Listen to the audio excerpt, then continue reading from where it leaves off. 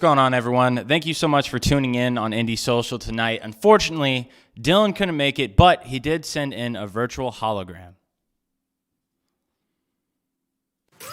And welcome to Indie Social. This is the podcast where I, Dylan Yeager, And Michael Huntington interview independent filmmakers. You're all probably really confused right now as to why I'm a hologram and why my beautiful face isn't really here. Well, guys, I made a video to explain everything, so hold on to your britches, guys, because today is going to be a very interesting episode. Hey guys, Dylan Yeager here. So you're all probably wondering why I'm not on the podcast right now. Well, to be completely honest with you guys, I'm being held hostage at work, working a 16-hour shift, and most of you know, but in case you don't, I'm a medication technician, and right now, they're desperately needing some help, so I am working a 16-hour shift and just couldn't make it to the podcast, so I am so sorry, guys. I'm hiding in the bathroom, currently using the bathroom, but I had to make it seem like, I had to use the bathroom, and this was the perfect opportunity to record this video. So our guest tonight, is Aaron Bandy and Damien Macchiato, Macchiano. It doesn't matter. But anyway, they're promoting their movie. It's really good. I saw the premiere. And so, guys, I hope you have fun. I'm sorry I couldn't make it. One second. Just gotta finish up here. Yeah. Okay. Enjoyed the show, guys. I'm so sorry I couldn't make it. Just gotta.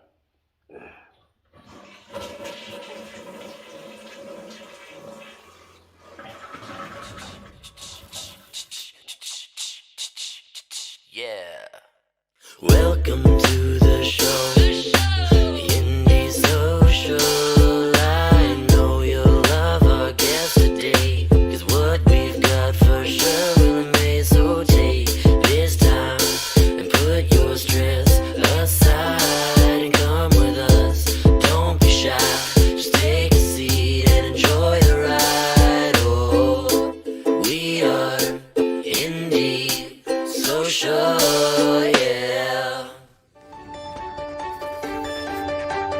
Yeah. Oh shit, I'm late. Yeah. Oh shit.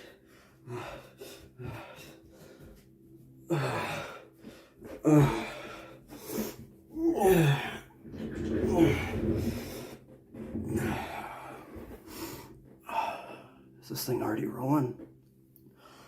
Okay. Well then.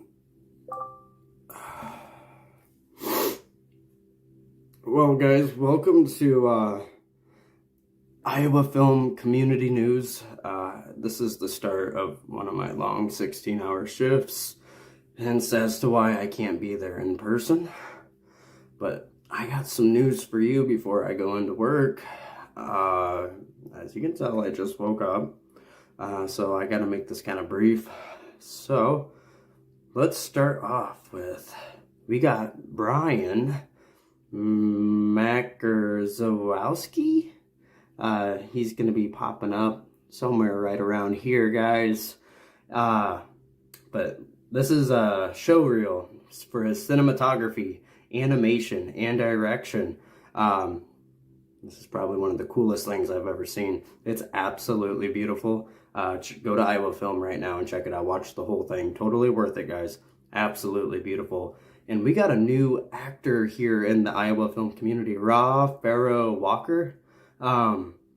He's reaching out. He's letting people know he's here and he's ready to work. So, guys, and I have some advice I got for you, Raw. Yeah, there's some casting calls I'm going to be announcing here.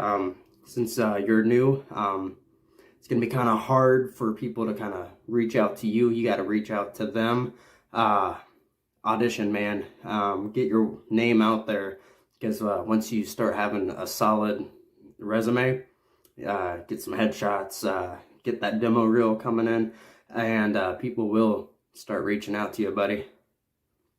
And James L. Brockhorn, Dr. James, the man with the beautiful mansion. He let me stay the night there. Here's some pics. Here's some pics of him on set for Silent Night in Algona. I'm doing terrible with names today, guys. See, the brain doesn't work in the morning. And we got Divine Media Group. Attention, Divine Media Group is available nationwide. If you're wanting to create an awesome promo, music video, or most importantly, your next film, contact Marcus Brooks. Let's work. And this one right here, guys, this one really touched my heart. So go to Iowa Film and read the whole article, but obviously it says here, Des Moines' Jessica Trindad is breaking barriers and international voice acting from her Iowa home.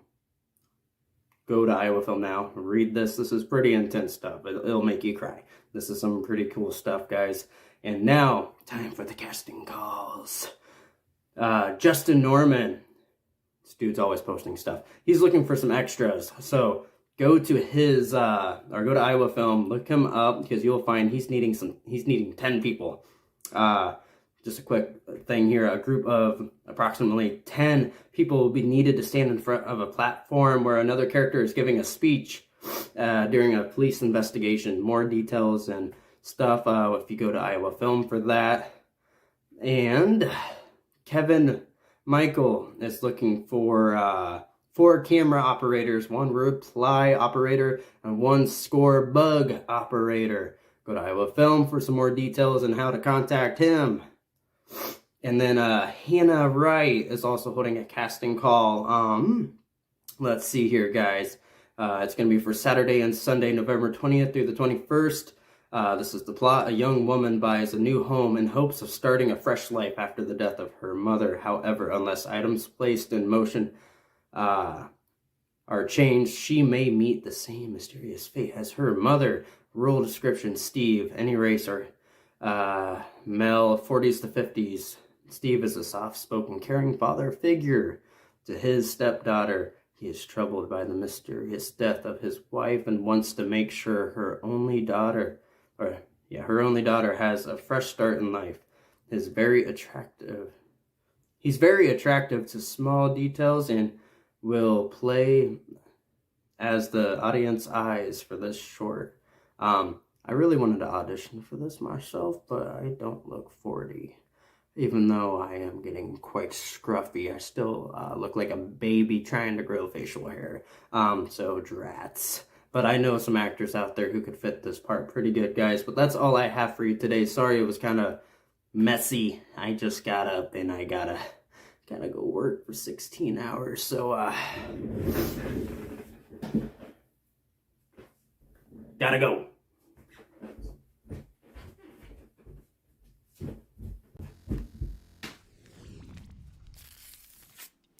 And welcome back to the show. Thank you so much to the 30 people that are in here right now. It's my honor to bring on Aaron Bandy and Damian Allen Mancino from the movie Big Iron. Get in here, guys. Come.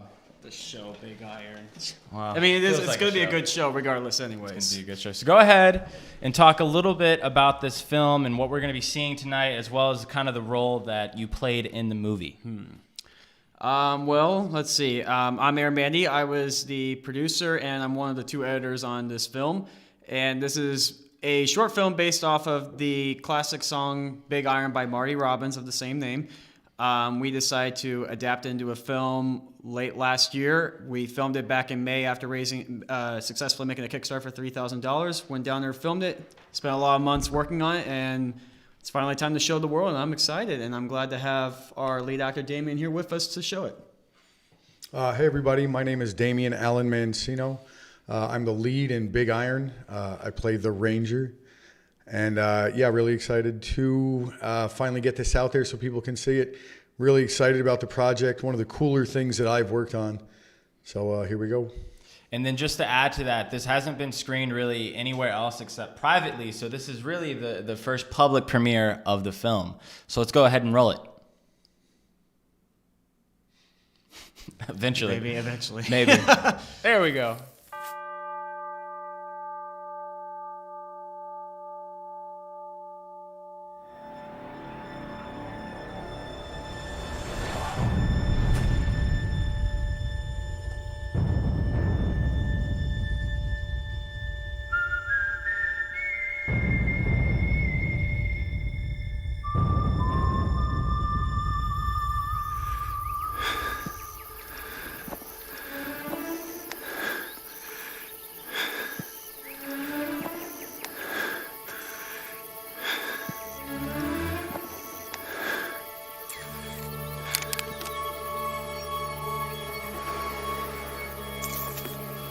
Want to know what these notches stand for? They stand for a dead man. Every one of them tried to kill me at one point or another. You special. You, number 13. Makes the brother over here number 12. Please, don't do this. Come on, Red. We gotta get.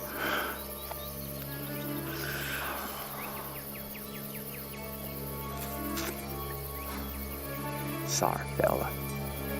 Should have drawn first.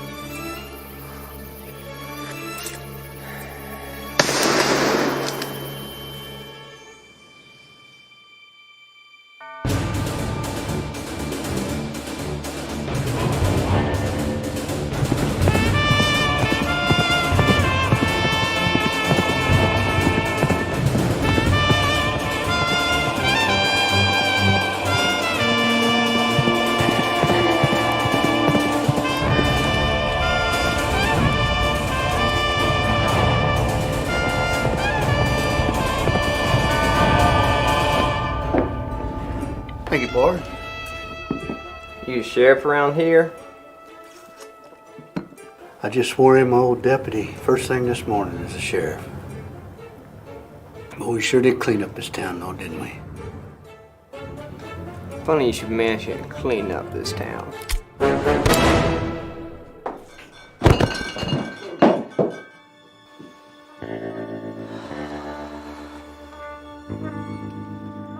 Oh, man.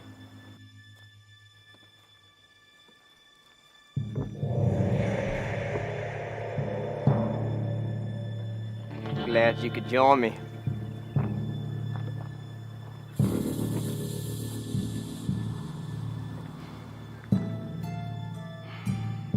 That'll make this easier. He was a good man. Something I reckon you wouldn't understand.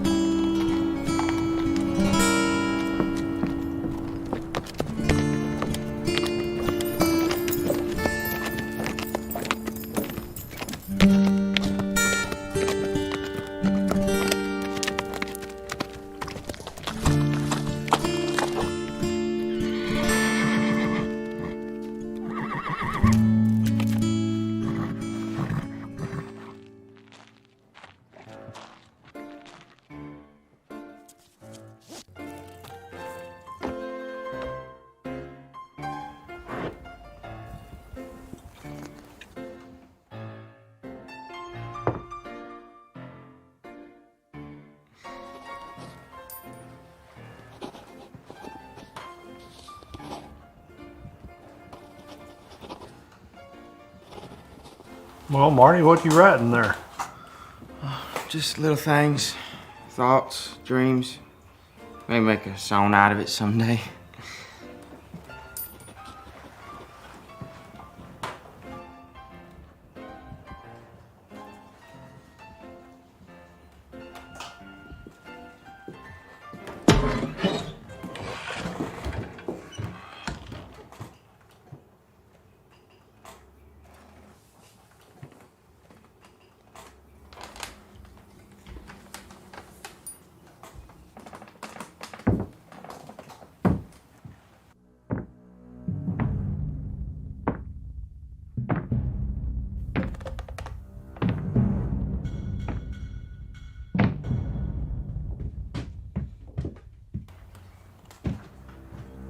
What could I get you? I'll take a water. Yes, sir. There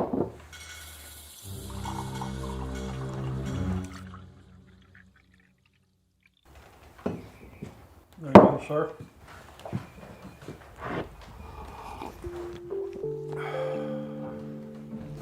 Folks around here seem to sport an awful curious nature. Don't mind them. Don't get a whole lot of folk rolling through here, and those that do, well, they ain't always the shiniest definitions of humanity.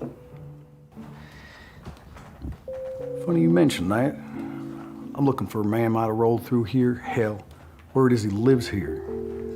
Goes by a lot of names, but the one he prefers is Texas Red.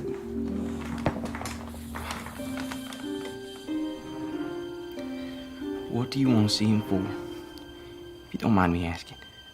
I don't mind.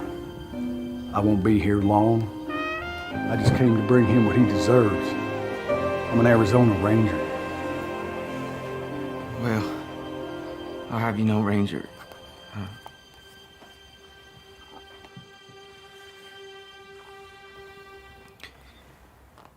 Texas Red is here. He's been here for a year now, and he killed a lot of men all trying to take him in. A whole lot of men. He's up to 20 now. So he says, and I've seen him killed too. We all have.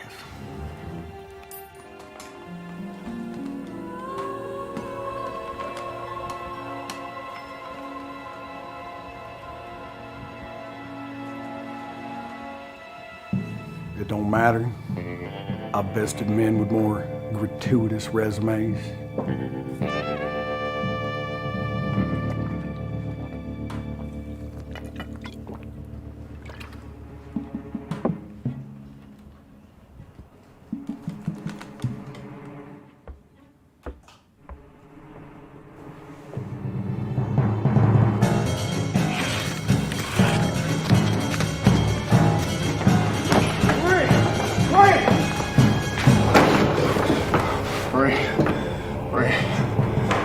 Use your words, Ike. There's someone looking for me. Yes, sir. He looks mean as hell.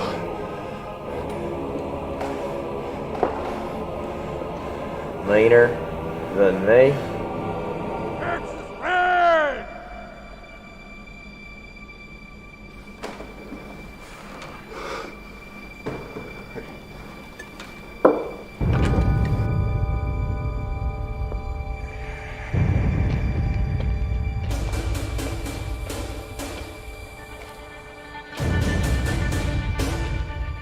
Heard you were asking for me.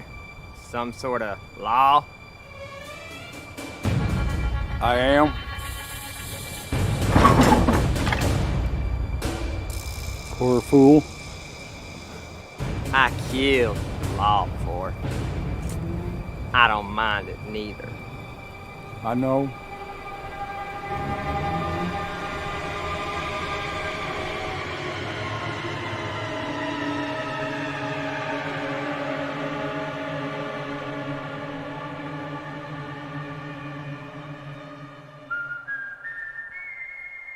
You want to know what these notches stand for? They stand for a dead man. Everyone tried to kill me at one point or another. But you special. You, lucky number 13, makes your brother over here number 12. Please. Don't do this.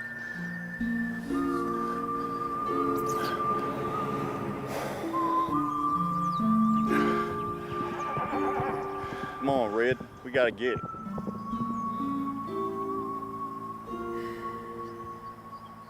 Sorry, fella. Should have drawn first.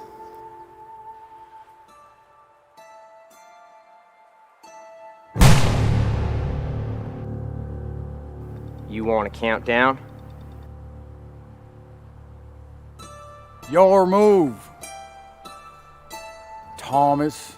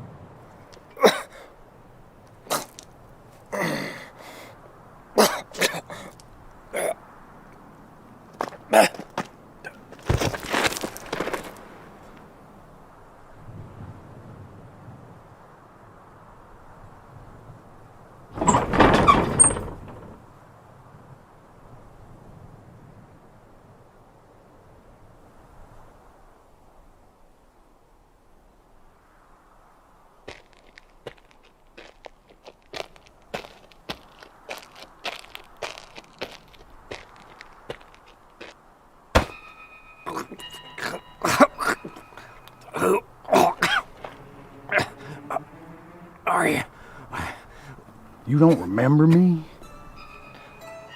You don't recognize the faces of the men you've murdered? I was your 13th man.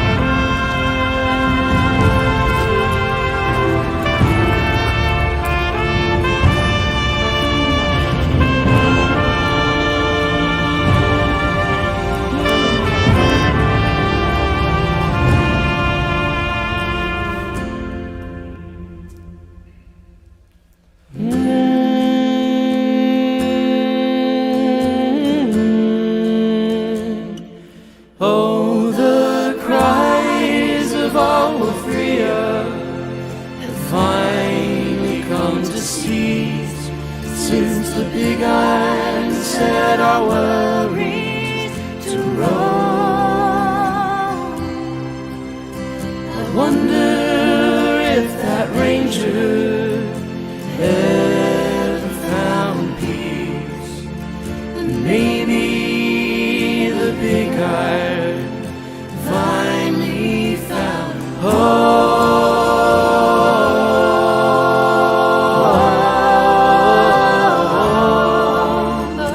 Maybe the big iron finally found home.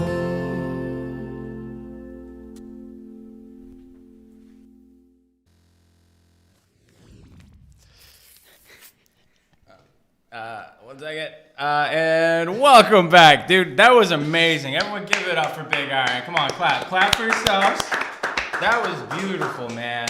Just want to give some shout outs here for everyone that's tuning in. Thank you to the 30 people that are here right now that watched that. Jake, thank you. Kenan, you did amazing with the fucking music. That was unbelievable. Alex, thank you. Grant, Marsuvius, Alex again.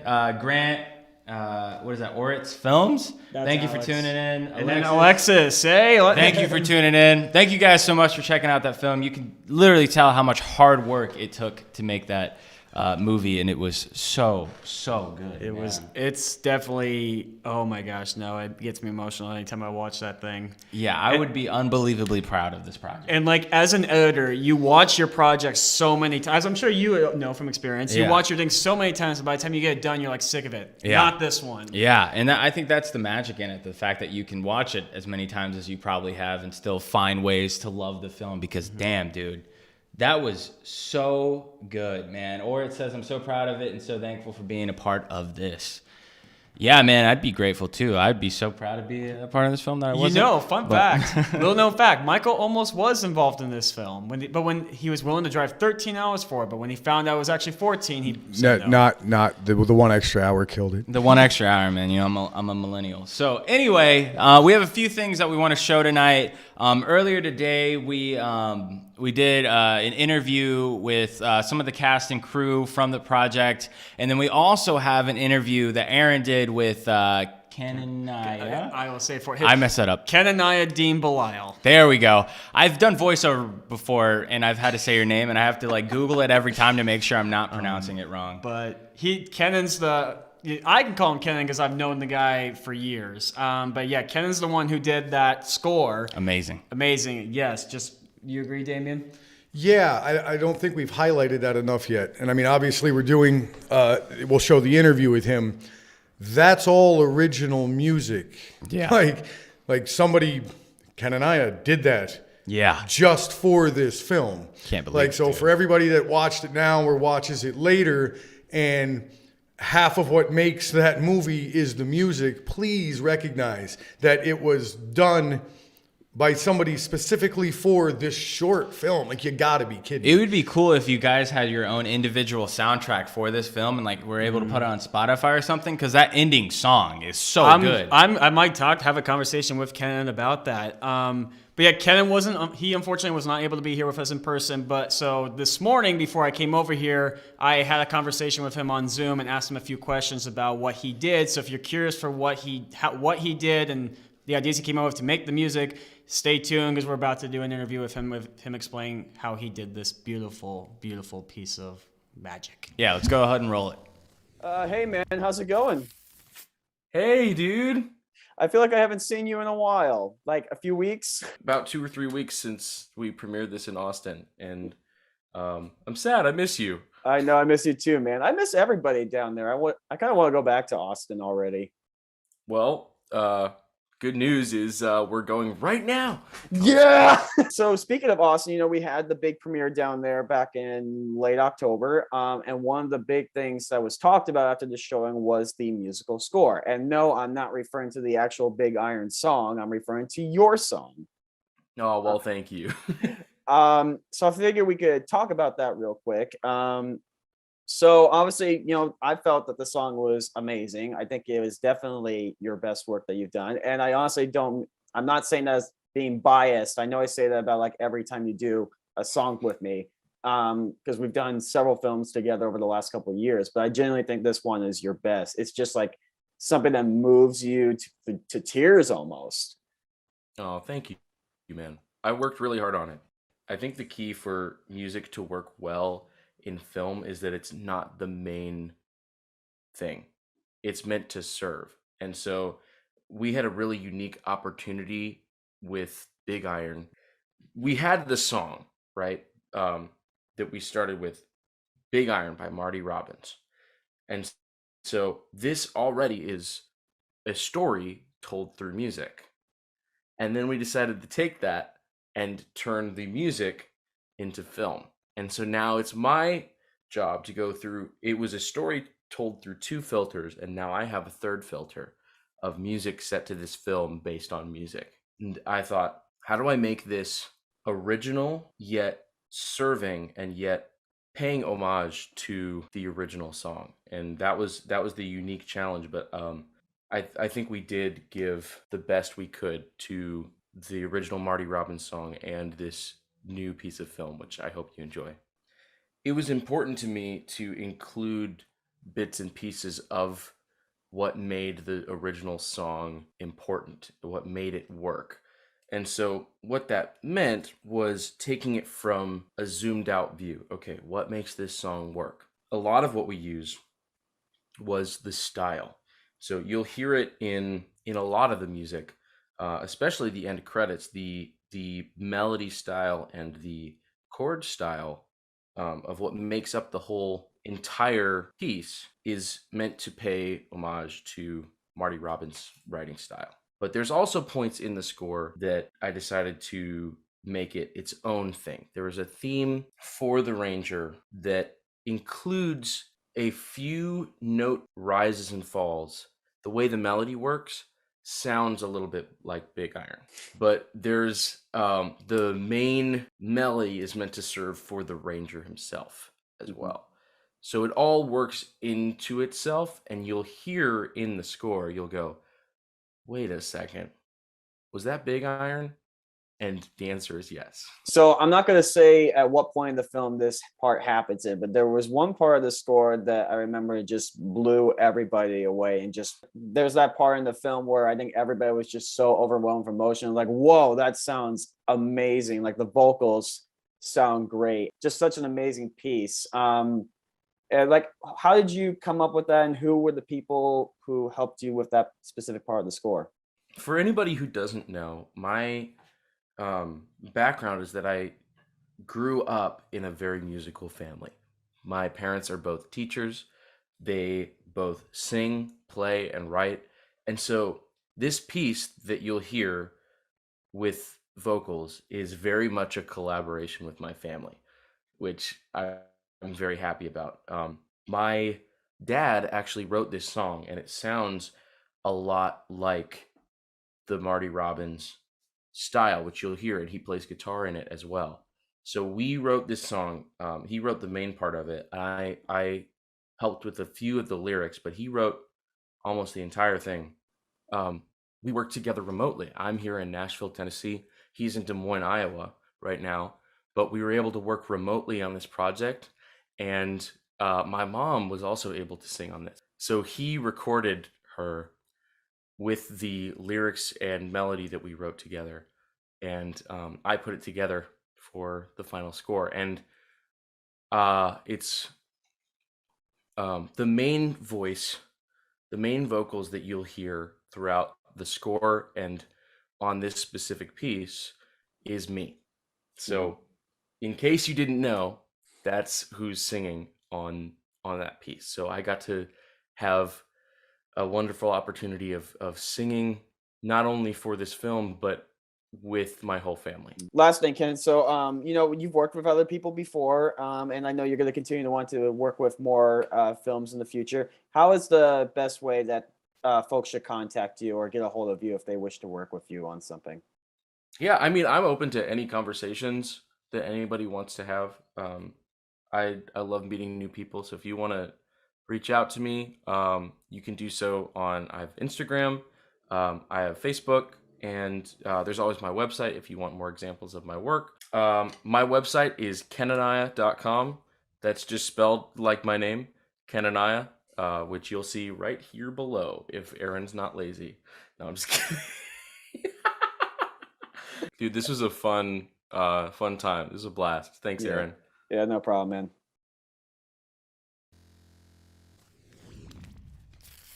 Well, I guess I'm lazy.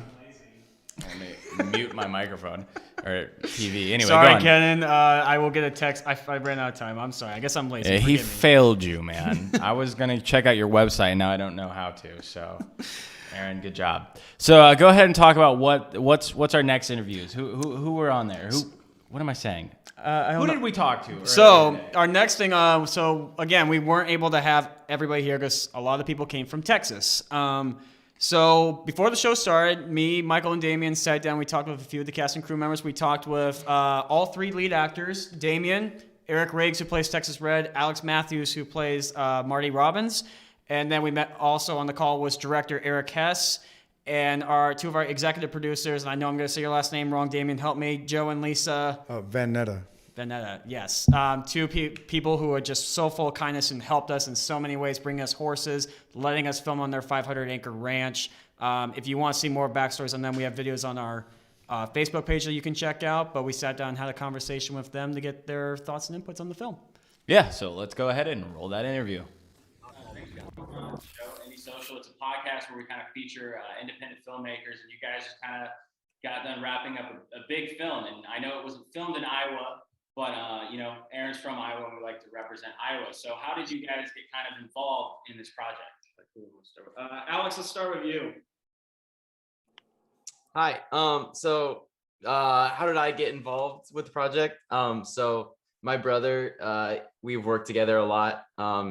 He likes to write the films, and then I'll star in them. So thankfully, Ben wrote me a part as Marty Robbins for Big Iron. It was close. I didn't know if he was going to cast me or not, but I offered to do his laundry, so that's how I got the role. Just kidding. So yeah, it was amazing. It was really cool to be part of it, and I felt like super welcome to be part of the team. And yeah, it was great working with everyone. So Nice. yeah. How about Riggs? How did you get involved? So I actually saw a casting on one of the Facebook groups, and so I just saw that, and it was for the villain. I'm like, oof, I want to play a villain so bad, and so submitted for it, got the sides, and just went for it, and luckily it worked out. Nice. We saw it on Facebook and went to another film, and then noticed that y'all were going to be there. So we stayed the first day, and then thought you guys were cool and y'all were going to film the next morning. And then Joe comes up to the trailer, knocks on the door, and says, Eric says they need some horses. What do you think about me going to get our horses? And I thought that was really cool because I was the only actress on the lot that had a trailer. Yeah. And I said, absolutely go get the horses. I mean, technically, Eric Hess had a director. He had his own trailer too. Oh, that's right. He had a trailer too. Well, that doesn't count. You ain't kidding. Maybe this isn't independent. If you guys have trailers and stuff, man, that's some real Hollywood stuff right there. That's Hollywood right there. Well, we like to take care of our people. That's right. How about Mr. Director Eric Hess? How did you get involved in this great film? And then to add to that, so I know Ben wrote it. Was this sort of an idea that you had prior to Ben writing it, or did Ben approach you on this film first? So, fun little backstory. I actually knew the song quite well and always had like really vivid ideas how it would be shot, just kind of subconsciously. But I actually got approached by Ben and Aaron Bandy about the opportunity, and as soon as I read the script, I was in, all in. I feel like I had to do a little sweet talking to convince you to take the directing part, though. But I won you over in the end. And then prior to directing Big Iron, have you directed stuff before, or was this sort of like the bigger project that you've ever done? Well, to be fair, this is definitely the biggest project I've ever done. I don't know if numbers wise it was, like, because we had quite a few people on set in a couple other cases, but opportunity wise, this is definitely like the biggest challenge I've ever done, between traveling to Texas, meeting all new cast and crew basically, except for our couple transplants. But no, it's by far the biggest. Alex, I gotta get you and Damien in on this conversation. So you guys are the only two actors from Iowa that participated in this film. Like, what was that like for you guys to fly down from Iowa down to Texas to do this thing? What was that? And Damien, you can get in on this too. What was that like for both of you guys? Well, my arms hurt a lot from flapping, but I'm sorry, I had to. No, yeah, it was really fun. It was super cool. I mean, like, to be able to be flown to a location, that was surreal. But yeah, no, it was really cool to meet everybody in Texas. Everybody was super nice and easy to work with, except for Damien. Man, he was really rough. I don't know. Yeah, it was, but no, for real, it was great. Damien was great. No, but we all had a really good time. So Could you repeat the question? What was it like? You guys are the only two actors from Iowa. What was that like flying down?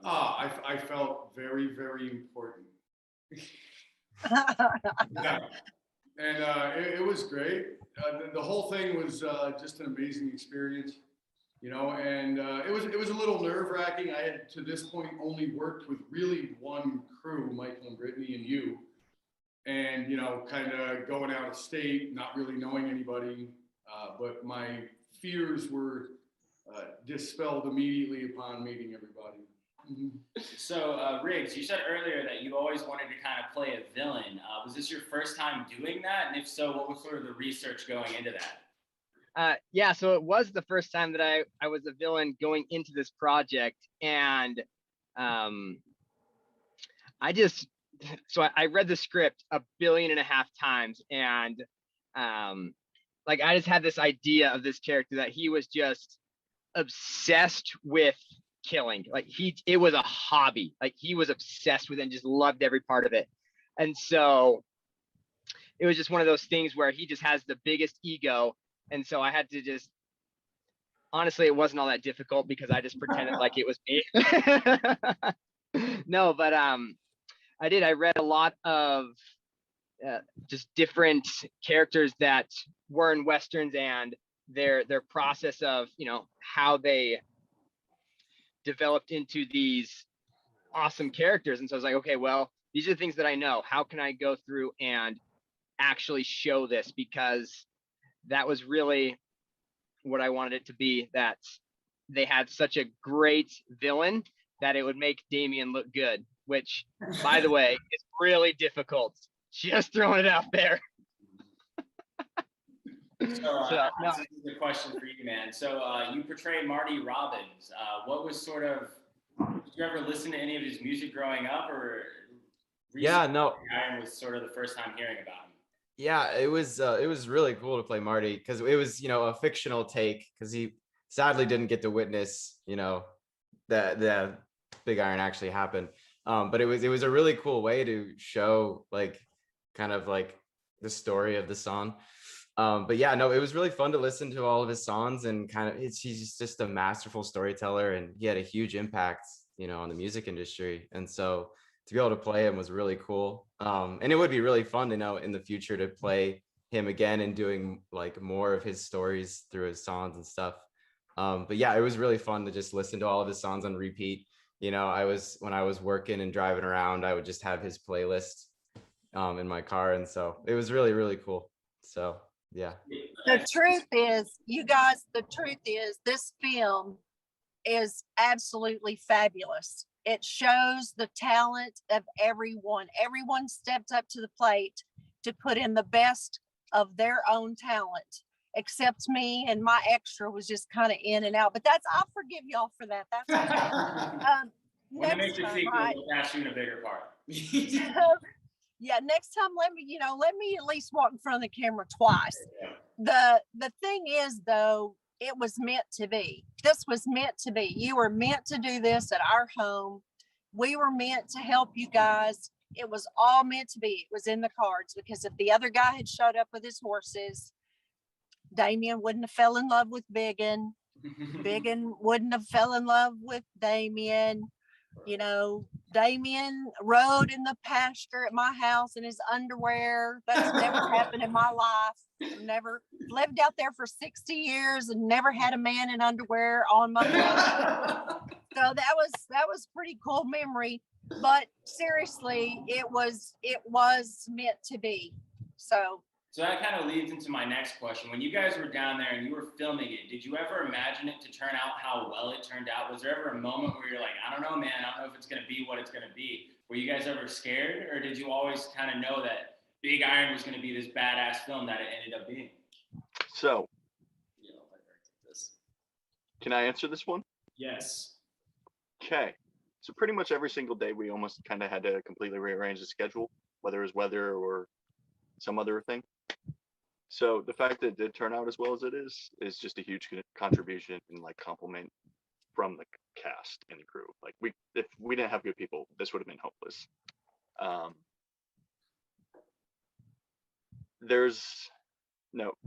We literally, like, there was a scene we had to rewrite almost as we were setting up, and it actually turned out really well. So it couldn't have gone better than it did. So going forward, especially how well the film turned out, what are your guys' plans? Are you guys going to go a festival route, or what's sort of like the journey post-production? Personally, I think what he just said about changing stuff up and it kind of flying by the seat of your pants, you might ought to kind of put that in your repertoire and remember that sometimes that impromptu stuff's the best.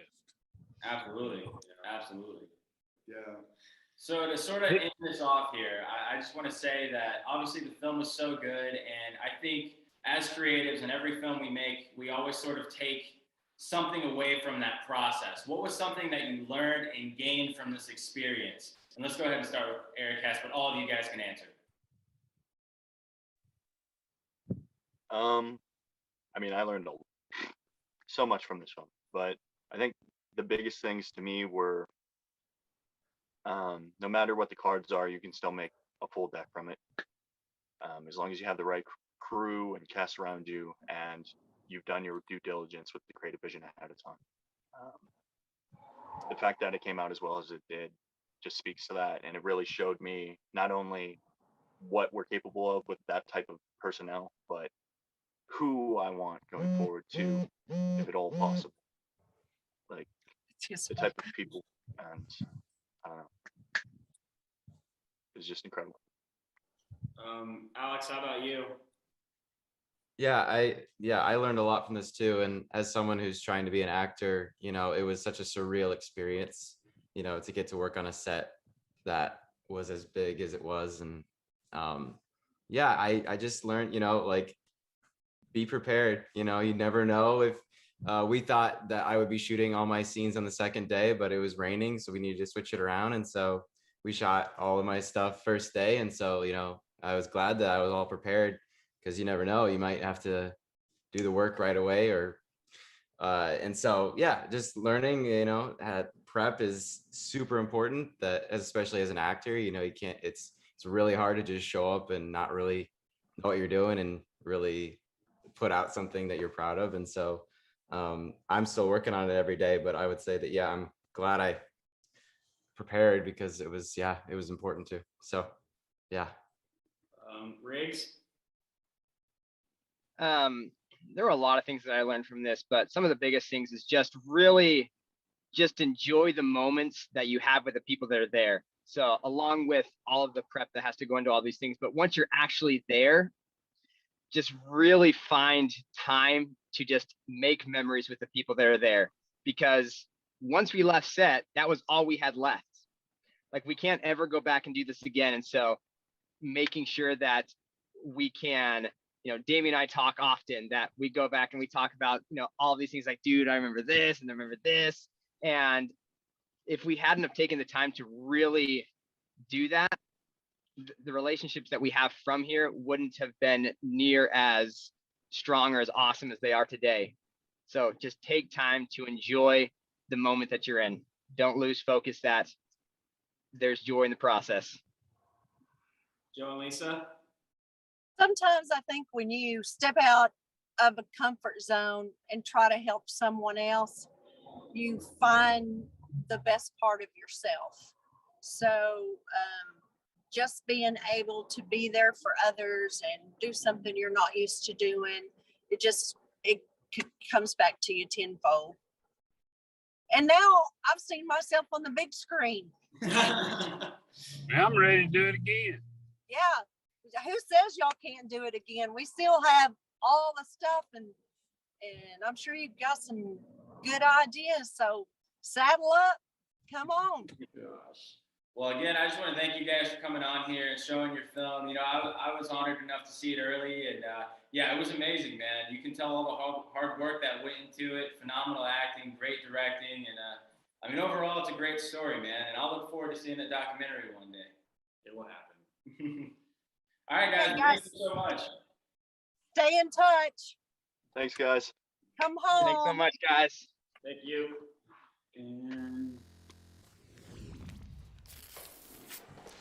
And welcome back. All right, that was the interview with some of the cast and crew from the film.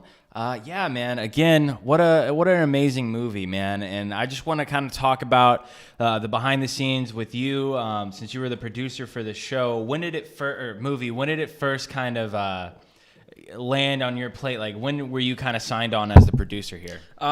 Pretty much from the very beginning, because like Eric and I had gone down to, I guess I'll backtrack a little bit more. So Eric had moved down to Texas last August. So I went down last October to visit him for a weekend, just to catch up. And he was taking me back to the airport as we were going to Houston. And he was telling me on the drive about these really cool sets that have been used for movies and stuff like that. And he told me about this set where I think it was a Walking Dead or something, Walking Dead film there, which is the set that we ended up filming at near Austin. And as I was on the plane, I had nothing else to think about because nothing you can do besides sit on the plane. So I was thinking about like what would be a really cool project to do. We've been wanting to do a Western for many years, but Westerns are very hard to do. There's a lot of stuff you got to pull because you can't use anything that you currently use on a day-to-day basis. So I met up with Ben Matthews, our writer, for dinner one night in, I think it was early November. And I asked him what's a good Western thing you think we could do. And he just thought of Big Iron. And I pitched it to the guys. I talked about it with Kenan and Caleb Stevens, our director of photography, and Eric. And we just decided that, I think this would be a good idea because no one has adapted the song. There's no music video. There's no movie. There's some really interesting YouTube videos based on it, but nothing like really taken seriously. So we thought this is what we should go for. And I was like, okay, this is going to be hard to pull off, but I want to go down to Texas to film this instead of doing it in Iowa. And I was given a lot of pushback on that because people said it was going to be hard, wouldn't be able to pull it off and stuff like that. I knew we would have to raise more money, so we made a Kickstarter for it, and it wasn't going very well because you and Brittany had made a Kickstarter for Stay Indy. For Stay Indy, and yours was $1,500, and the first day you guys made like $800. So I'm like, oh, well, that's not that bad. We can make that pretty quickly too. Day one for us, we made $14. Yeah, but I mean, what was it? The last 2 days, damn near you got your whole you're like, how did that happen? Like, what did you do extra promoting, or was it just by the grace of God you got $3,000 dropped? By the grace of God, probably, honestly, because like we kept sharing it, people started donating more and more, and then we just started getting bigger and bigger donations, and then like an hour before the cutoff, we made $3,000, and then Caleb Stevens donated $1 just so we can say we went over budget. And yeah, we raised $3,001 for this movie.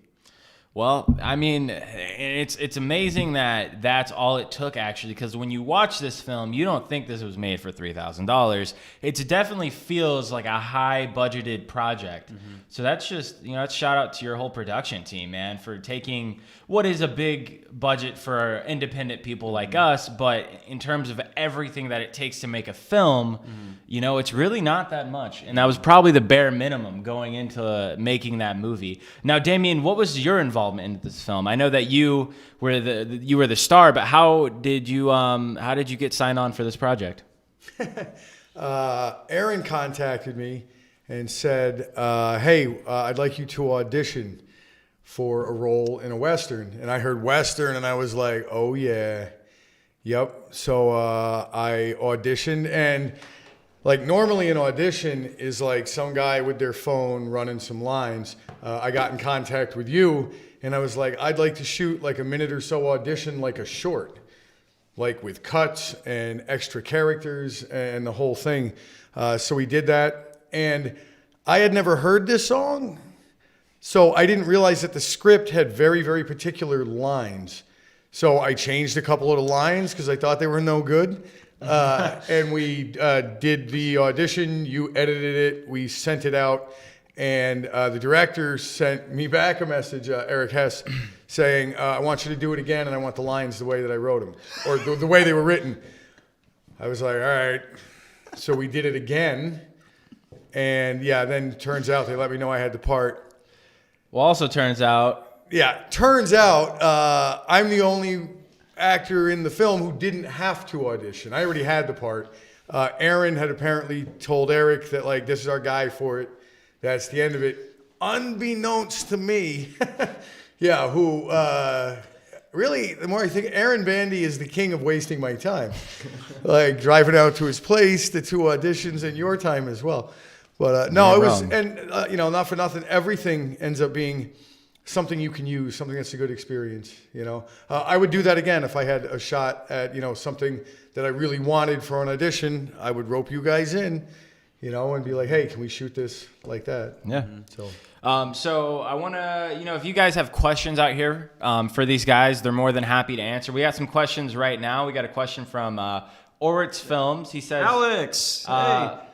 Is that Alex? Is that his name? That's Alex. Oh, okay. Not Matthew. One of our crew guys. He says, when are we going to do another Western? And have you thought about doing horror? Ooh, that's a good question. In terms of doing another Western, we've been talking about doing another film since the day we started filming Big Iron. We're in the works. We're trying to figure stuff out. I don't know what's going to happen right now. We've been talking some stuff out. We're also trying to take it easy because we've been working on the film since we got back in late May, so we're taking a little bit of time off until December. But we would love to film another thing in next year. I don't know if it'll be a Western, and I don't know if it'll be a horror. I would love to do either one of those. I don't think we've done Wendigo. Well, we did Wendigo, but that was more of a thriller. And movie night. Yeah, well, movie night. And Z Triangle. Oh gosh, yeah, Z Triangle's a horror, not in a good way. But yeah, no, we're looking forward to what happens in 2022. We had a very good reaction to the film when we showed it in Cedar Rapids and down in Austin, Texas. We had a lot of important people from Texas that were there at the premiere who really liked it. So we're going to see what happens with that. And if it does happen, I can tell you right now, Damien's coming back. All the crew that we worked with is going to come back. And I would love to bring Michael and Brittany down to help out too, because I think these guys would be able to give it that extra boost that we need. So what about you, Damien? I know that you starred in a Western. Do you ever have any aspirations of maybe writing your own? Do you think that's something that you're interested in? Yeah, I've actually, me and Ben Matthews, the guy that wrote Big Iron, have been, you know, we've got some very preliminary outlines already for Big Iron 2. Yeah, as far as writing, yeah, definitely interested in writing. And as far as like a horror movie, I don't know. My issue with horror movies is they're often not good. So if I were to sign on to a project or be part of a project, I would want it to be a good film. I feel like all too often horror movies are made to, you know, show a bunch of blood and guts and gore and jump scares and things of that nature. I'd want it to be a good movie. If it was, yeah, of course. And as you always say, why do I want to watch a movie and be scared? Yeah, I don't get it. Like roller coasters. Here's an idea. Let's scare myself to death for, you know, a minute and a half. Makes no sense. And then we got another question here. If there was anything in this production you would do different, what would it be? That's a tough one. Be able to control Mother Nature. That would definitely be one thing. Is day one, the stuff that we filmed in day one, which was the stuff in the saloon, was originally supposed to be filmed on day 2, but we saw rain was in the forecast for Monday, and we knew filming exteriors was going to be almost impossible. So we had to switch the days to do it like that. I wish Well, I was going to say I wish we could have made things work with the people we originally had for the horses, but then we wouldn't have met Joe and Lisa. So I don't regret that. The people who bailed on us, okay, that's fine, because it was worth it. If he wants to control Mother Nature, I wish I could fly. Well, there we go.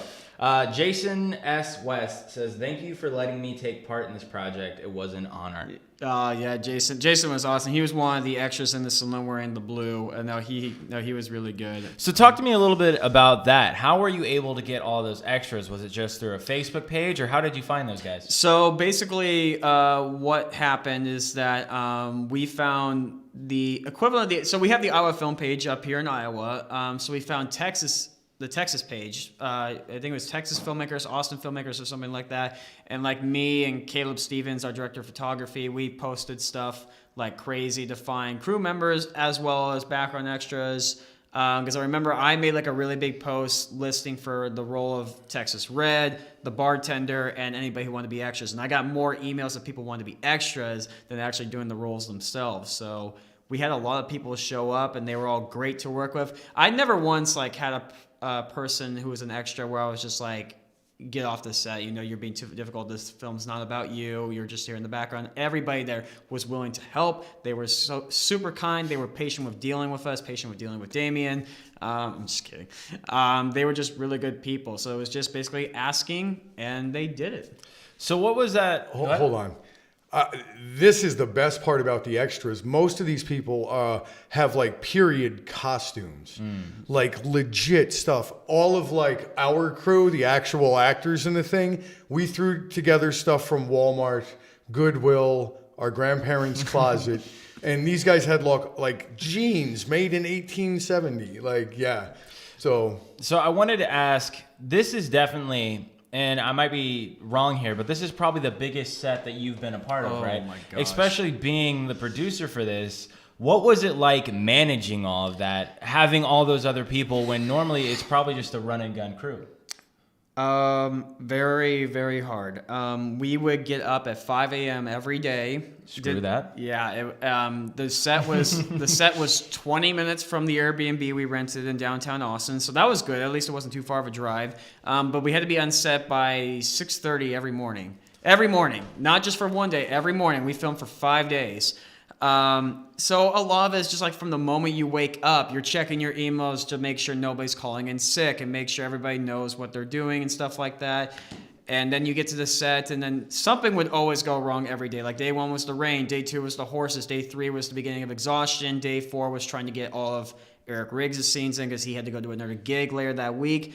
It was a lot, and I won't lie. Like I got really stressed out, especially by probably the end of day 2 and day 3, I was really stressed. But like Kenan stepped in to help. He did a lot. He was not only the so Kenan was not just the music composer. He was also our assistant director. So he was there with us on set, and then he also did some producing stuff with me.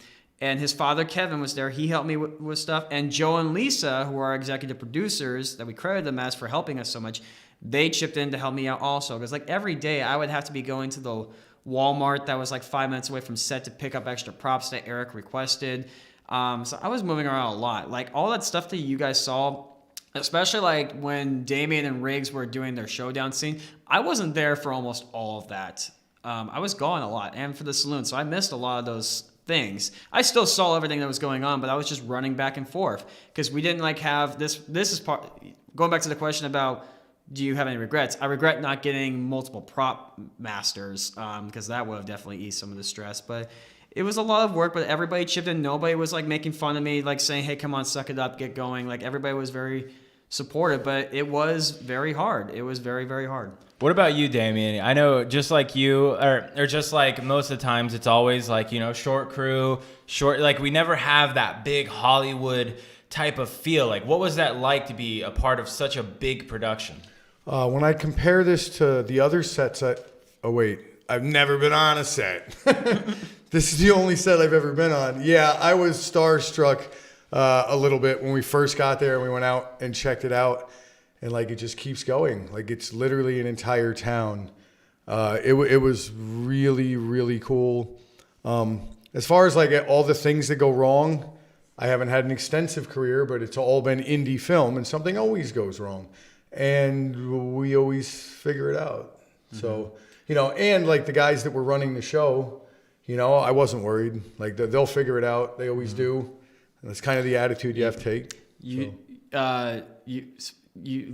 So about that, you should tell them the story about how you confronted Eric and I about the horses.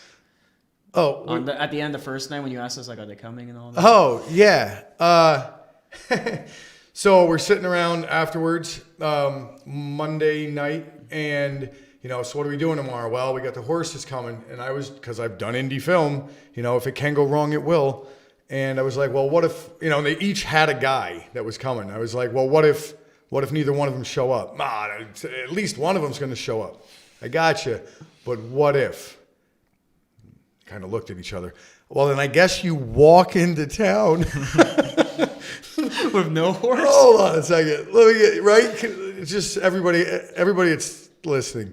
I want you to close your eyes and I want you to picture a cowboy movie where Clint Eastwood just walks into town. It turns out we had heard Joe and Lisa mention that they had some horses, be more than willing to get them. So it worked out fine, but it was a magnificent mental picture for a minute. Just like hobo cowboy. That would have been actually pretty hilarious. We would have figured it out somehow, like worked in like he lost his horse. Or I don't even know. But yeah. Just to remind you guys, if you have questions, make sure to send them in. Actually, since Dylan's not here, he actually has a question that he sent into us. So let's go ahead and roll that. Oh boy. I got a question for Damien Macchiata, but I also got to get Mrs. Jenkins ready for the day, so we got to be quiet. Mrs. Jenkins, it's time to get up. I just need to borrow your closet real quick. Okay. Damien, my question for you is, how long did it teach you, or how long did it take you to learn how to ride a horse for this movie? Because I don't think you ever rode a horse before, and you rode it in a very sexy manner. Sorry, Mrs. Jenkins, for the language. I'll be ready in just a minute. How long did it take you? Because you rode it very well. Yeah, man. So go ahead and tell us how you rode that horse so sexy. There's a woman in town who owns several horses. I had met her through a mutual friend, and turns out she was like, yeah, you're welcome to come out to my place and learn to ride. And that was like 2 months before the film. So I ended up out there like 4 or 5 times, and she showed me the basics, got me on a horse. And then when I got to Texas, Joe and Lisa, like Joe is just born to teach people. Like he's got a way of explaining stuff, demonstrating it. I'm fairly athletic, and I'm not afraid of animals. And I feel like those two things are incredibly important. I wasn't, I love animals. So it was. So was that kind of something that you took upon yourself to want to know how to ride a horse before getting to Texas, or was that something that you kind of urged him to do? No, that was all me. Yeah. Yeah. What I didn't want, and it didn't work out that way. Like it's one of my bigger frustrations. I didn't want a stunt double for any of it. I wanted to do everything because that's me. Mm-hmm. And who doesn't want to ride a horse? Horses are awesome. So you obviously rode a different horse in the film. Is it different with every horse? Is it something that you got to learn with each horse, or is it? Yeah, horses are like women. You got to figure each one out. What's the name of the horse that you rode most of the time? The horse was. You should try comedy sometime. The horse was a biggin. Biggin. And he was a biggin. He was just gigantic. And friendly, but big. Well, you talk about that you didn't get to do it for all of them. Why didn't you do it ride the horse for all the shots? Go ahead. I'm waiting. In the course of shooting one of the galloping scenes, there was an unfortunate incident involving his nether regions, but the underbits. Yeah, man, I was not walking. I was not riding. What happened? We were riding, and like you try and get in time with the horse. Okay. You know what I'm saying? And I'm blaming the horse. He zigged when he should have zagged, and it was really, really bad. So this is a good story. So I'm done.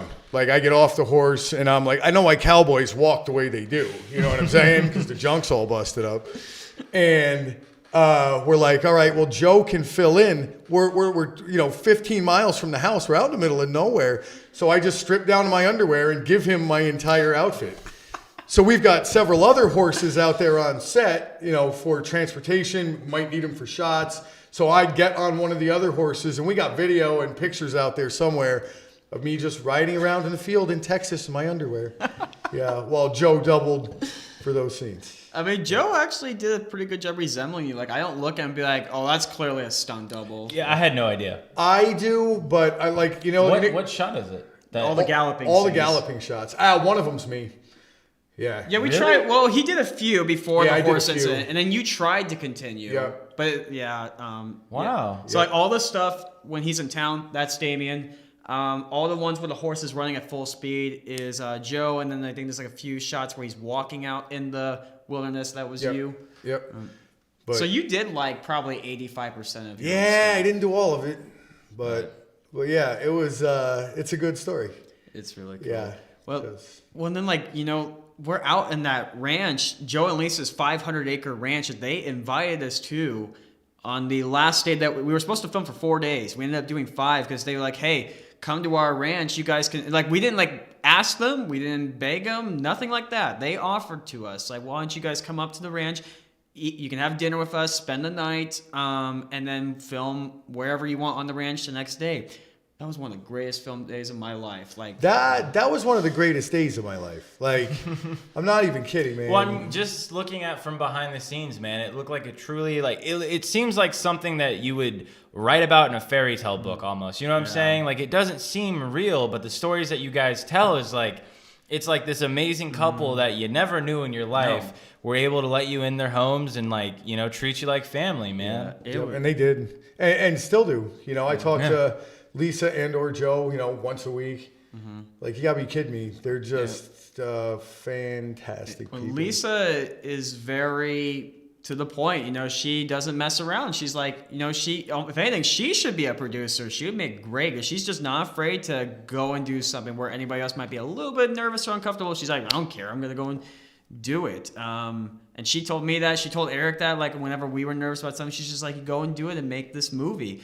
And we have a video on our Big Iron Facebook page that kind of talks more about how we met them and more in depth about what they did to help us. If you want to watch that, it's on our Big Iron Facebook page. You can check that out, because otherwise we'd be here all night explaining all the great stuff that they did for us. But and I wish Michael and Brittany, I wish you guys could have been there. It was huge. Like, it was one more hour. It was 1 more hour of driving. I don't like to drive. It was like no, they had like this. Was it like a ravine or something where the creek was? Yeah. Oh my gosh, it was beautiful. Like this nice creek and like the cliffs that would go up probably like 100 feet or something. Yeah, man, I would have been cool with just being like a PA or anything. Like, I would have been, it seems like, yeah, man, I can tell you that I had a lot of FOMO when you guys were out doing it, and you're posting all this stuff, and I was like, man, that just seems like such a good time. Well, I'm telling you, man, if we do something next year, you guys are coming with us. Yeah, please, I'll take it. So let's talk a little bit about the post-production side of things. What was editing like for you? Were you like referencing other westerns, or like what kind of inspired the editing? It's like the picture is messed up. What happened? Oh, that's because the battery died. Can they still hear us? Really? Oh, hey. So so go to the BRB and then click right back to the Q&A thing. That's awkward. No. Well, we'll continue the stories. Yeah, keep talking. All right. So while Michael does some technical work, I'm going to continue telling stories. So post-production. I just took my pants off. Yeah, well, no, it's like working remotely all over again. Post-production was definitely hard. We had been working. Let's see. We took like a week off when we got back in early June, and then we started editing in mid-June, and It was mostly, I put together like the rough cut. So I was the one who structured all the footage together in the way that they are in the film. And then our director of photography, Caleb Stevens, who I feel like we haven't given enough credit tonight. He did an amazing job with the shots. Oh my God, man. Yep. Caleb, you knocked it out of the park. You did great. Caleb was also he was the other editor. So when I had the lockdown cut down to Eric's vision, then I sent it over to Caleb, and Caleb did the color correction. He did like the zooms and the digital pans and stuff like that to make it actually look really sick, because the raw footage looked like crap. You guys shot in 4K, right? Oh, 5K, I think. Wow. We did. Why are you looking at me? I'm a He's like, I don't know what K is. Yeah, it was. Yeah, I think it was 5K. And then we converted it down to 4K for the showings and all that. But yeah, so Caleb cleaned it up, did some extra stuff. I put in the sound effects. Kenan mixed the sound effects, and then I did the visual effects work. So like in most of those shots, are we back? Oh yeah, we're back. Yeah, we're back. So a lot of those other shots, any of those shots where you saw Damien riding around the horse out on the town, like there was giant cell towers in the background that were super obvious and just completely ruined the vision. So I had to go and digitally paint each one of those out, and that took me about 2 months to do. Oh my God. So what would you do? Like how, like that? I don't even understand. how So you do what that. I did is like, so for example, if there's a shot of Damien walking on the horse and he's walking somewhere, he's gonna pass in front of that tower, and the camera's moving, so it's not like I can just pan it off and we're good. Some of the shots I was able to do that for, but like there was one shot where Damien's walking in, you can see like a close up of him on the horse. He passes by 3 cell towers, and so what I ended up doing is I took the footage into After Effects. And I made it's called, and I'm trying to explain as best I can for people who don't know After Effects very well. Yeah, no, nothing. I made a solid that covers the entire screen, and then I matched the color to what the sky is, and then I masked that solid out so it matched where the cell towers were. So it's kind of like, think of like you're photoshopping some photobomber doing the background. Like it's almost like you would cover him with the sky or something like that. It was kind of like that. The hard part was that since Damien's moving, it's called masking. I had to mask it around his entire body. Otherwise he would block it. So that's what took so long, is you had to do that for every frame. And like at 20, what did we film this in? 24, 29 frames per second. Did you know that going into filming that those cell towers were going to be an issue? Or Yeah. were you just in the like editing? Oh fuck, those are there. Nope. It was hard, impossible to miss them. I asked Caleb like, hey, can we just film in the other direction? And he said, well, no, we can't do that. So I was like, well, we have no choice. We're just going to have to film it. And he was right, because it wouldn't have looked that good if we turned, like, I think if we flipped the camera around, you would have seen this this plant or something like that. Yeah. Okay. I figured we'd just fix it in post. Yeah, you know, Damien got the easy job. Jake of all trades says the colors were incredible. I agree, man. The coloring that you guys did to that is so authentic to the genre. That's all Caleb Stevens. Which is ironic, because I don't think Caleb, he did. you killed it, man. I don't think he did much color correction before. Usually I did color correction work on our films, and he asked if we could do this one. I was like, go for it. And it took him a long time. It took him a few months, but dang, man, it looks great. Like our running joke is that when we released the trailer, we didn't have much time to do a lot of the color stuff then, because it was just a trailer. So we're like, oh, this looks really cool. And now we watch the trailer now without that color correction, like, oh, this looks like crap. Oris Film says, now do we get to see the version of the film that would have been had things not gone as planned? Like, do you have a... It's always talk about the thing I showed you. Oh, the thing that you showed me earlier? Yeah. Oh, okay. Is it possible to show it? No, we'd have to download it. You can't play it off your computer? I know, because then I'd have to share the screen. Yeah. But can they find that anywhere, like on Facebook or anything? I'll put it up on. I'll tell you. I'll put it up on the Facebook page probably tomorrow. I can't do it now. I actually just showed it to Michael and Brent. Okay, I'll give a little bit of context because people are probably really confused. So the day before the Texas premiere last month, me, Caleb, and Kenan were in Austin for the premiere, and the set is only like 20 minutes away. So we went over to the set just for old time's sake. And Caleb had the idea, why don't we film a very dumb skit with our cell phone recreating the scenes, what they would have looked like had we not had the amazing crew that we had and like everybody. So like me and Kenan I played Damien in some of his scenes, Kenan played Damien, we all played each other and just showed how bad it would have looked like. There's one shot where Kenan just walks into town without a horse, kind of like what would have happened to Damien Yeah, if Joe and yep. Lisa had been there, and it looks so dumb, but it's so funny. So I think, was it Alex who said that? I believe so, yeah. Yeah, Alex, I'll get that up. I thought we could show that tonight, but apparently I was wrong. So Yeah, he was wrong. I was wrong. So I'll get it up on the Facebook page later this week, so we can all laugh at how dumb it is. But it's one of the greatest pieces of film ever. Again, as we're kind of getting a little closer to the end here, if you guys have any more questions, make sure to throw them in here. We got another video from Dylan here asking Aaron a question. Let's go ahead and roll that. Oh boy. So I'm in the break room right now. I'm getting close to the end of my shift. I'm under the table. I'm trying to hide. They're starting to catch on to me. But this question is for Aaron Bandy. Buddy, you did the unbelievable, the unspeakable. You made a Western, and you're located in Iowa, man. I know this wasn't made in Iowa, but still, I know other people attempted to make a Western in Iowa. Other Iowa filmmakers attempted to do what you did, and you pulled it off, buddy. This is your best work yet. So I just want to know tell us how you feel, because you should feel proud. Tell us your real feelings, man. How do you... Get back to work. What are you doing? I'm coming. I'm coming.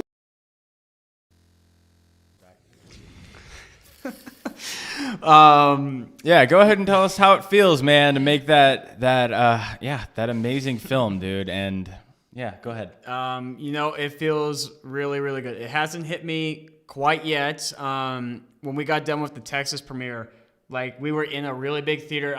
We were showing at the Alamo Theater House? I don't know. Like, apparently it was a really big theater in Texas I didn't know about. And I just like, oh yeah, I booked it there. And I'm like, what? We got that place? So we showed him, in front of all these people, and like we went to, and like people were coming up to me and like shaking my hand, wanting to know like other stuff I had done. And then we went over to a restaurant to eat with everybody, and like people were bringing me small copies of the poster, which Damon, you still have yours that we can show real quick. That I signed like 30 of these. Like, I literally felt like I was signing autographs for people, and Damien's got one right here. So I don't know how well you can see. So basically that's the poster, and there's small signatures from each member of the cast and crew on here. And I'm telling you, one day these are going to be worth a lot of money, mainly because of my signature. Yeah, let me just go ahead and yours. Okay. I mean, that's Damien, so go ahead. But I want the money. I remember Kenan was crying in the car over to the restaurant because people were just flooding him, telling him how great they thought the music was. People were telling Caleb how great the camera work was. People were telling Eric, like, man, you just nailed this as a director. And I haven't had that happen yet. It's hard to get me really emotional. It will hit me sometime, I'm sure. But I felt like this was a really big icebreaker. Like, when I did my first feature film, Z Triangle, back in 2017, that was made for $300. It was very cheap and didn't have much equipment, but we had great people. The film's itself is, in my opinion, is very cringy. But the people that we worked with led to doing another one and another one, which ultimately led to doing Big Iron. And I'm hoping that doing Big Iron is going to open the door for doing even bigger projects. Man, you were the kid that made Z Triangle. Isn't that crazy? If I better not, I went so many years as being known as the guy in Iowa that made Z Triangle. I better not be given that. Well, hopefully now you're the guy who made Big Iron. Yes, please. You know what I would love? I would love if Aaron gets to the point where he does like $100 million movie and it's super successful, and two guys are sitting at a bar somewhere and his name comes up and dude's like, yeah, isn't that the guy that did Z Triangle? Have you seen the Z Triangle? No, I heard it was terrible. I don't want to see that. It's something. It's something. That's like saying she's got a good personality. Oh my gosh. I mean, keep in mind, I was 20 years old when I made that movie, and that was my first ever project. But hey, at least I made a feature. Where's your feature? Boom. Wow. Wait a minute. We want to make a good feature. I didn't even know it was a feature. There's no way it was a feature. Oh, I know, but it's an hour and a half. No, I'm not sitting through an hour and a half of garbage. It's an hour and 40 minutes. Okay, Jesus Christ. Oh yeah. Every time we get together to watch it, like once every 2 years, and we're always like, oh no. Yeah. So yeah, Big Iron. Yeah, Big Iron. We got one more question here from Jake of All Trades. He says, "What's your dream project?" You want to go first? I've talked a lot. Yeah, you did. I'm kidding. I'd like to make a feature film with this crew. You know what I mean? Like, obviously, every actor, writer, director wants to get to that level of success. And, I mean, that's my goal, you know. I would love to have it come to fruition with this crew, though. You know what I mean? I'd love us to be able to do something awesome. What's your dream genre, then? Like, you've done a lot of them, but what's sort of one you haven't notched off? Obviously, romantic comedy. Yeah. No, I don't. Yeah, know your role. Yeah, right. Read the room. Yeah, I don't know. It's funny because you can tell a great story in almost. I want a great story. There you go. Yep. I don't care. I'm a sucker for period pieces. That's true. Yep. I love history. You know, something like that. For me, I want to do something medieval. I think that would be cool. Yeah. I love that genre. I love Game of Thrones. I think kind of going medieval with knights and armor and all that, something that I haven't seen a lot of people do, at least on an independent level. It might be fun to play with that idea. I feel like on the independent level, you face the same challenges. Because here's the thing. For most of the movies that, you know, the independent films that we do, we recycle gear. We find what we can at Goodwill. You know, I've been to a couple of Goodwills for the next project. I haven't seen a single suit of armor. Look, man, I'm telling you, if you guys can make Big Iron, I can make a medieval film. Bro, I'm not doubting you. I'm obviously going to be in it. I'm just saying. Do you know how many people doubted that this thing would happen? Like, and then it, yeah, I lost $10 on the bet. I was like, no, I'm kidding. I wouldn't be surprised if you actually did that. But yeah, a lot of people didn't think this was going to work. And you can ask the crew guys. You can ask them, like, ask Kenan, ask Eric, Caleb, Alex, and Ben. Ask those guys, and they'll tell you. Like, bro, we believe you. Yeah, chill. It's easy. Yeah, chill. I'm joking. I'm joking. We're having shit. No, you can ask them, and they'll tell you, like, we didn't think it was going to work. And heck, there were even times where I wasn't even sure if it was going to work. Like when we only had like $400 of the $300 budget with 2 weeks to go. Yeah, I was starting to get a little nervous. Dude, I was nervous for you, man. And I was also amazed that I was like, wow, dude, how is this not like getting more traction, man? You know? You know, the funny part is when I was looking on the Kickstart backers, like Michael and Brittany were gracious enough to donate. We're one of the donors to help us out, which we really appreciate. One of the first. Well, here's the funny thing is that you didn't pop up on the list for a long time. And like, oh, really? Yeah, because you kept telling me like, yeah, I hope it works out. And I'd look at the list and like you weren't on there. I was like, okay, Michael. So, yeah, thank you for your support. No, I'm pretty sure we were. No, we were one of the first ones. It popped up eventually, but when I kept looking for the first couple of weeks, it was not there. And then like with like the last 2 weeks or something, then it popped up and it said what date you guys did it on. And I'm like, oh, never mind. But I was like, why is Michael like 70? Come on. Good luck, man. I'm not donating, but yeah, good luck. Best of luck to you, buddy. So when it did actually work, I mean, it was really cool that I got to text everybody. Like I texted Damien. I said, hey, we got the money. We're going to Texas. And Damien was like, what? You're fucking shitting me. Because like I remember having a conversation with you. I don't know what we were doing in the meantime. We were like, you think Big Iron's going to happen? You're like, no, we don't even have $1,000. Like, yeah. I mean, it's amazing, man. And shout out to all your supporters, bro.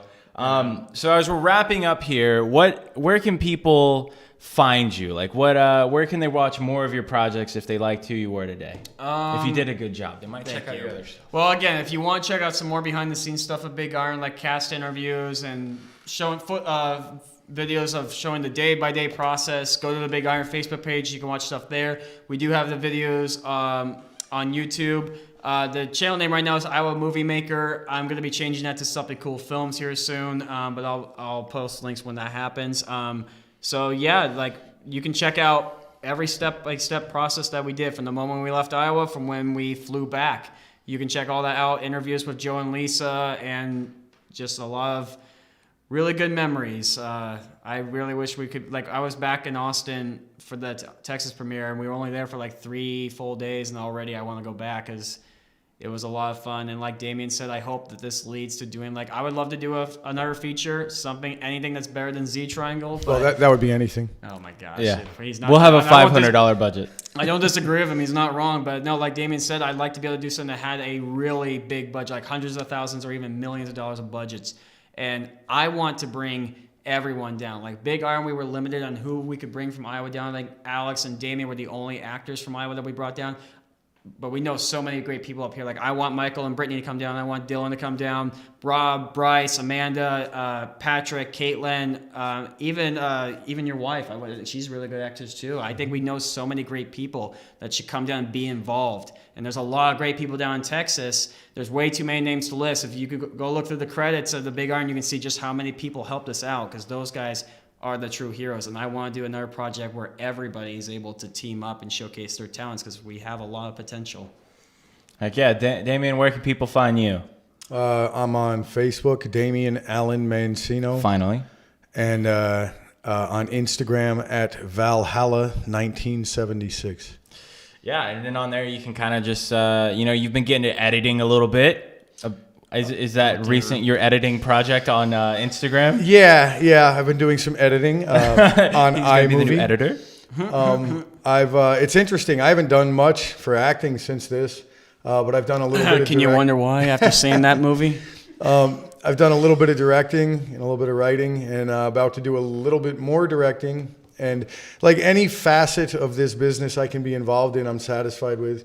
Acting is definitely the easiest part of it. And I really want people to hear that. Like when we see a movie, it's the famous person up on screen, and that's the one that we talk about. Hey, did you see such and such with so-and-so in it? Only nerds like us are like, hey, did you see such and such directed by or scored by?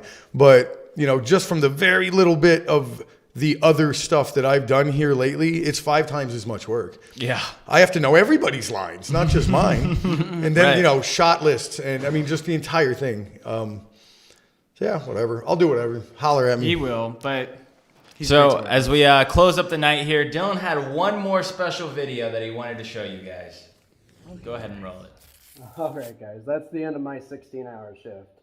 And holy cow, I've been keeping tabs on the podcast, even though I've been working, and I think it went well. I wasn't... Oh, no. I'm sorry, I'm done. I clocked out. 16 hours is done. I'm done! I'll be back tomorrow! I don't want to lose my job. I don't want to lose my job. I don't want to lose my job. I don't want to lose my job. Okay, where's my keys? Okay, guys. What the heck? I made it! Michael, where'd you go? So when are we starting the podcast? Because I totally made it in time, right? Yeah, man. Yeah, we were just about to start. So welcome to Indie Social. This is the podcast where I, Dylan Yeager, interview independent filmmakers. I got Aaron Bandy and Damien Macchiata. And how you guys doing today? Good. So you're here for Big Iron? Yeah, I can't wait to watch it. It's gonna be a great another. Roll the clip. Oh, Lord.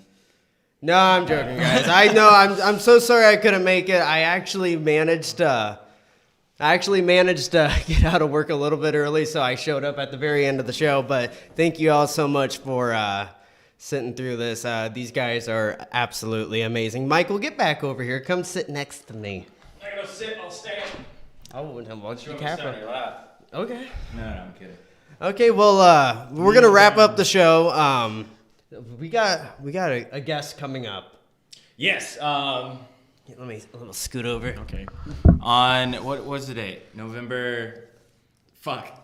It's Friday. This Friday we have Rob Merritt on the show. You don't want to miss it. Yeah, Rob's awesome. It's gonna be an awesome episode. We love Rob, and he has some big stuff he's working on, and he has some big life updates that he recently talked about. So we're gonna have him on the show.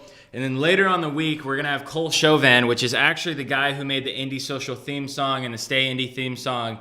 That's going to be an awesome episode. So you don't want to miss out for the next few episodes of Indie Social. I have a crush on Rob Merritt. Cole, we don't have a date. Rob. Not yet. Not yet, but this Friday. You have a question for Rob? No, I said I have a crush on Rob Oh, Merritt. yeah, we all do. I think that's Iowa's number one celebrity crush here. Yep. Yes. He better have watched this. So I think who wants to watch the Z Triangle? Oh no! Yeah, that'll be the next premiere that we have with Aaron here. It's a good movie. I'm gonna lose any chance of a career if It's that not a good, it's a movie. I don't know. It's not that bad, guys. I heard you all when I was walking in. I heard you all bashing on that movie. Yeah, he's just it's saying not that because bad. He's just saying that because he starred in it. It's not that bad. I've heard it's pretty You bad. bash on it too much, dude. It's not that I bad. thought you were gonna say it's sketchy. All right. We'll see you this Friday.